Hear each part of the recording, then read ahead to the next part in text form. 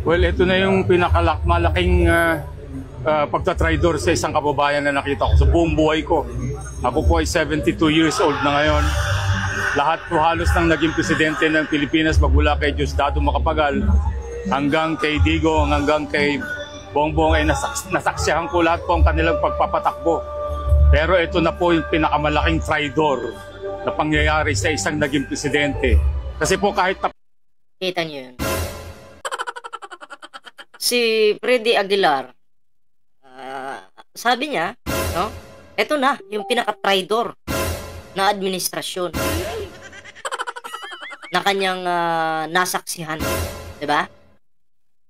Parang, teka lang, Freddy Aguilar. Parang baliktad naman yata. Diba? Ang Pangulo tahimik. Ang mga Duterte naninira. Diba? Nagbabanta. Sino yung traidor? Diba? Sino yung traidor ngayon? Duterte ba? Mga Duterte ba?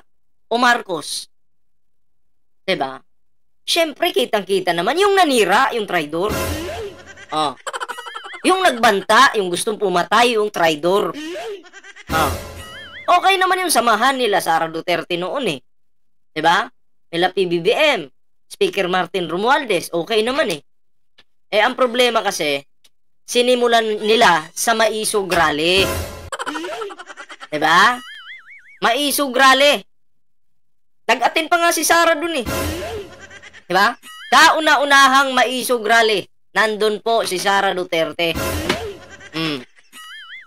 Tapos ngayon, Freddy Aguilar, babaliktarin mo? Ha? Nang naging traidor ngayon, Pangulong Bongbong Marcos na? Porket hindi lang tinulungan ni Pangulo o hindi lang hinarang ni Pangulo yung paghuli kay Digong. Traidor na yung Pangulo? Anong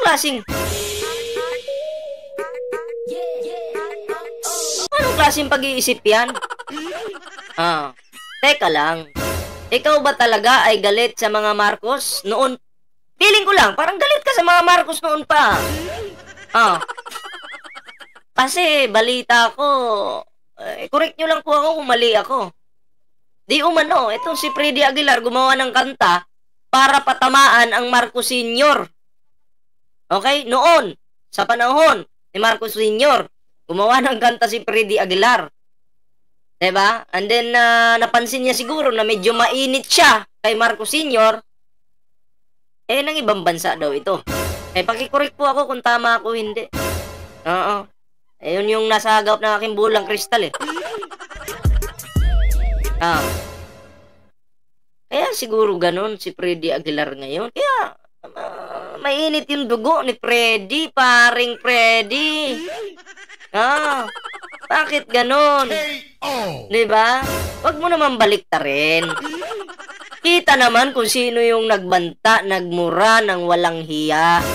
Diba? Kitang-kita naman eh. Tapos ngayon, ang nag-interview sa kanya, si Minay din. Nagpa-interview sa fake news. Diba? Nagsama po ang fake news at si Freddy Aguilar. Nagsama ang Minay na fake news at Freddy Aguilar. Diba? Palakpakan natin. Anyway, bago po tayo magtuloy-tuloy sa ating reaction ngayon, meron po tayong Facebook page dito, Ballpoint Man 2.0. Siyempre, meron din po tayong Team Virador. Ayan may TikTok din po tayo mga pre. Ayan Ballpoint Man 2.0. At siyempre mga pre, sa hindi pa nakasubscribe sa ating YouTube channel, huwag kalimutang mag-like, share, and subscribe para naman po maging updated kayo sa lahat ng mga uploads natin! Diba? Pero syempre, bago po tayo magtuloy-tuloy dyan sa topic patungkol kay Freddy Aguilar, eto, bibigyan ko lang kayo ng idea. Okay? Ngayon po, si Bongo, pinakilala po yan ni Sara Duterte.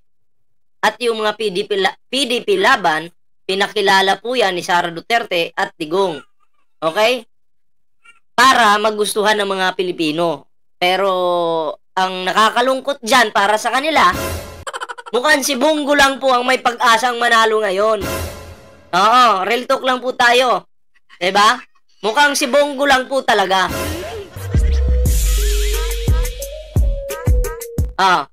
Tapos, itong mga PDP laban, miyembro ng PDP laban na tumatakbong senador ngayon, ay wala pong pag-asang manalo yan. Diba? Diretso po yan inidoro. Ngayon, uunahan na po natin. Halatang halata naman na sa kanilang lahat, si Bongo lang yung medyo angat-angat sa kanila pagdating sa mga survey. Diba? Tapos yung iba, papunta ng inidoro yan. Diba? Iba nga dyan, di kilala, diba? Papunta ng inidoro.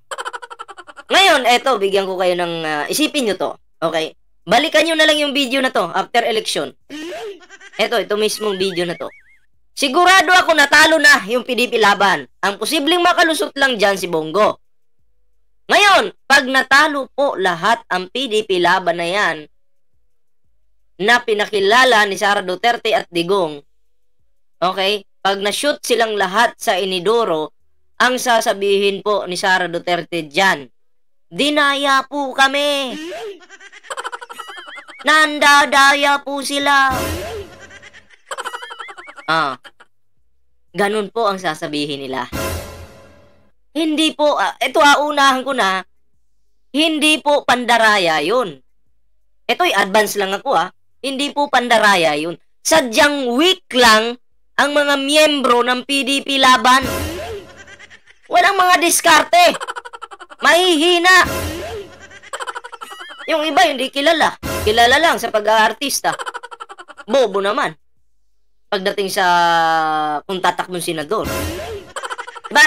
Yan po yung magiging atake ng mga Duterte, kampo ni Digong, pag natalo yung kanilang mga manok. Ang sasabihin, nandaya kayo. Diba? Pero si Bongo, angat sa kanila. Okay? Pero wag pa rin natin iboto. Si Bongo, angat sa kanila. Pero yung iba dyan, nga. Nga po yung iba dyan.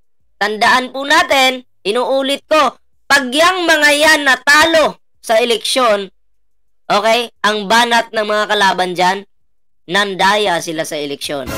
Nandaya ang administrasyon sa eleksyon. Diba? Yun po, magiging banat dyan. Kaya maging advance na tayo ngayon pa lang. Halatang-halata naman Di man kilala yung PDP laban na yan, yung mga miyembro nila di ba? Halatang-halata na, wala na yan. Diretso na, hindi lang inidoro siguro. Baka maging abo pa yan. Di ba? Tatak po natin sa isip yan. Wala pong mga Marcos na mandaraya. Di ba? Wala po. Yung mandaraya po, iyon yung nag-iisip ng masama. Yung mga nagmumura, yung mga nagbabanta, yung mga gustong pumatay, sila po ang totoong mandaraya. Diba? Yan yung katotohanan dyan. Mariusit naman. Eto na mga pre. Pakinggan po natin itong sasabihin ni Freddy Aguilar dito. Ayan yan.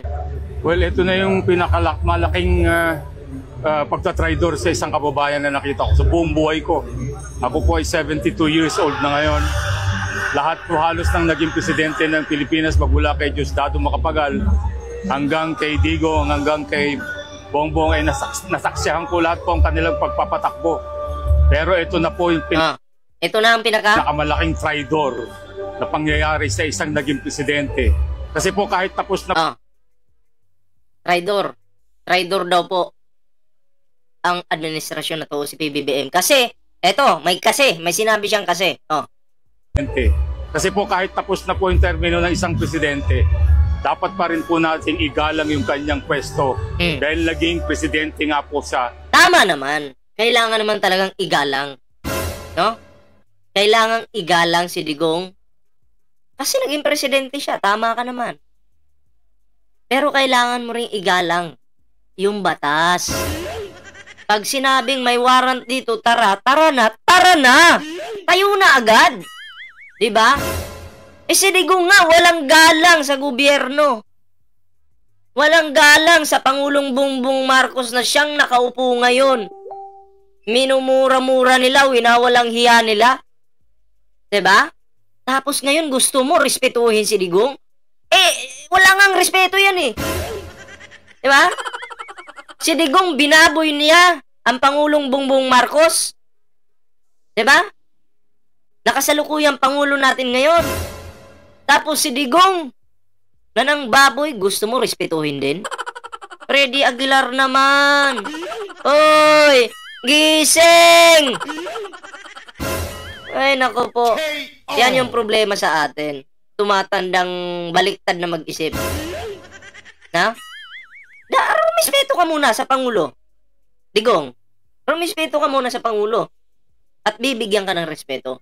Hindi naman kasing pwedeng mangbabastos ka, tapos gusto mo ikaw respetuhin ka, nabastos ka. Hindi pwede yun. Ha? Ng bayan natin nung araw. Bukod pa doon, isa po si Presidente Duterte o si Digong kung tawagin namin sa napaka-popular na presidente na nasaksihan ko rin sa buong buhay ko. So kung popular, anong gagawin kung popular siya? Bastos naman. Anong kailangan gawin? Kailangan bigyan ng papuri, gano'n. Sikat eh. Problema, bastos. Hindi niya makukuha. Ako nga, hindi niya makukuha yung respeto ko. Diba? Ako, halimbawa, bastos din ako. Siyempre yung babalik sa akin, kabastusan din. Pero kung marespeto ka, re-respetuhin mo yan. Bibigyan ka rin ng mga yan ng respeto kahit hindi mo pahingin. Diba? Ganon yun, Freddy Aguilar. Siya na po yung pinakamahal at minahal ng mga Pilipinong naging presidente. Hindi totoo yan. Kasi Pilipino din ako. Wag mong sabihin mga. Dinadamay mo pa ako. Ha? Hindi ko, never. Simula nung nanira yan si Digong sa administrasyon, never na minahal yan ng mga Pilipino. Siguro mga DDS, mahal siya. Pero mga Pilipino na tulad ko, hindi namin minahal yan. Simula nung nanira. Kasi ako po talaga, sumusuporta naman ako sa dalawa. Kay PBBM at Sara. Diba? At kay Digong. Noon. Pero nung nanira na po sila, medyo nadismaya po talaga ako sa totoo lang. Nawalan po ako ng gana sa mga nanira. Halimbawa lang, bigyan ko kayo ng example. Kung si PBBM nanira kay Sara, hindi ako kakampi kay Pangulo. Kasi nanira eh. Kaso tahimik naman yung tao eh. Wala namang paninira yan eh.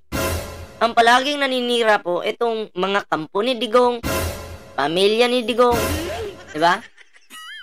Hindi ko po kayang kampihan yung mga taong naninira. Hindi po kaya ng aking konsensya. Gulat ako dun ah. Ito. Isunod natin to. Itong video na to. Si Father naman. Father, pasok? Wait lang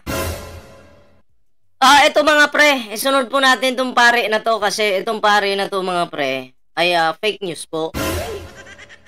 Grabe yung kanyang kasinungalingan. Diba? Panoorin nyo. Gipusasan gid siya. Dili na lang unta papusasan. Ingon siya, sige lang, pusasi lang. Kinsay nagpusas? Si Torre ko no kana. Atong hit sa pulis atong ano. Narinig niyo po yan? Pinusasan daw po ni Nicolas Torre si Digong. Yan po ay isang malaking kasinungalingan yan. Hindi po pinusasan si Digong ni Nicolas Torre. Unfair nga sa iba kasi yung iba pinupusasan. Pero si Digong hindi. Diba? Fake news ka, Father. Alam mo, yung dapat na sinasalita mo dyan, yung dapat mga salita ng Diyos. Hindi yung issue ng politiko. Yan ba yung pare nyo? Magdadala sa inyo sa langit? Maglililigtas sa inyo? Yung pinapalamon sa kaluluwa nyo? Yung politics? Mga issue sa politiko? Mga politiko. Diba? Alam mo, hindi ka lang pare, kampon ka ng demonyo. Bakit? Fake news ka eh. May sungay ka. Ayan o. Sinong pare ito? Napaka-demonyo ng paring ito. Oh, agree ba kayo? Pinusasan daw po ni Nicolas Torres si Digong? Diba hindi naman? Itong paring ito talaga, napakasinungaling, no? Dapat masampulan din to eh. Animal kang pari ka. Walang hiya ka. Hindi kita re-respetuhin. Utang ina talaga. Oh, ulitin natin para klaro ha. Oh. Gipusasan gid siya. Dili na lang unta papusasan. Ay, sige lang, pusasi lang. Kinsa nagpusas si Torre ko no kanatong head sa pulis atong mana. Sabi daw ni Digong, sige, pusasan mo na lang ako. Tapos pinusasan daw. Nasa tabi lang kita pare. Na pare ka, sipain ko yung pagmumukha mo eh. No? Ang kapal na mukha mo. Sinungaling ka. Mo'y gapusas. Nagpapusas na po si President Duterte. Nasa simbahan sila. Pero ang topic si Duterte. Yung nagmura sa Diyos. Ang galing ng pare niyo, ano? Sinong pare ito? Ha? Ba't naging pare ito? Dadalhin kayo nito sa impyerno eh. Di ba? Dalaygon nga buhat. Wa gani siya mong ingon sa mga tao, magkuan ta, mag people power ta. Ang iya ra gyud, kalma, kalma. Agi. Oh, baby, kalma, sinungaling ka. Taka ra kagyaw-yaw. Doon tani, atubangon ko ni. Og iya na nang gibalik-balik pagsulti. Ako'y siluti ninyo. Similar to this. Ako'y siluti ninyo. Kanang tanang gibuhat sa mga pulis, ayaw na sila pailig kaso. Ako mao'y pailig kaso. Grabe si Father makadagdag ng kwento eh, no? Wala naman si Digong na sinabi ng ganun eh, na ako na lang yung kasuhan nyo, wag na yung mga pulis na yan. Walang sinabi si Digong na ganun. Alam mo, yung nakatira dito, sa paring ito, ahas, nililin lang niya po yung mga nakikinig sa kanya. Kasi kung ako, miyembro ng simbahan na yan, aakyatin kita sa stage, sisigawan kitang sinungaling ka. Diba? Bilang isang pare, dapat ang ilalabas mo, yung katotohanan lang. Meron pa tayong isang pare na bibigyan ng reaksyon. Diba? Ngayon, ang kaibahan kasi nito, nasa loob siya ng simbahan. Na dapat, pag ikaw ay nasa loob ng simbahan, nagbabasa ka ng Biblia para ipaintindi sa mga tao na nandyan. Yun dapat yung ginagawa mo. Pero kung lalabas ka sa simbahan at may mag-i-interview sa'yo, okay lang yun. In-interview ko eh. Kailangan mo sumagot. Yan, iba to eh. Nasa loob ka ng simbahan eh. Dapat, word of God ang pinapakain mo sa kanila. Hindi yung politics na yan. Diba? Hindi ang issue ni Digong. Oh, panoorin po natin itong isang dito. Isang pare, okay? Oh, panoorin natin yung kayong mga sasabihin dito. Oh, eto klaro to, interview to sa labas. May ABS, may GMA. Wala po siya sa loob ng simbahan. Okay? Yun yung klaro dyan. O, panoorin po natin. President Duterte, nakulong ako 2 beses. Magbabago ka sa loob ng kulungan. Sana wag mo masamain ito. Kailangan ng kaluluwa mo na magbago. Kailangan na wag ka nang magpanggap na hindi ka gumawa ng kasalanan. Ang laki ng kasalanan mo. Hindi lang sa tao, kundi sa Panginoong Diyos. Ang nanay mo ay isang kilalang Catholic lay leader sa Davao, malapit sa mga Jesuita. Very prayerful woman. Siguro sa iyong kulungan, magdasal ka sa nanay mo, and I will pray to your mother to intercede for you. It is not too late to ask forgiveness. Oh, ito interview to Pero hindi siya naninira sa Duterte. Katotohanan lang po yung kanyang sinasabi. Diba? Magandang aminin mo na, wag ka nang magsinungaling sa ICC. Aminin mo na lahat.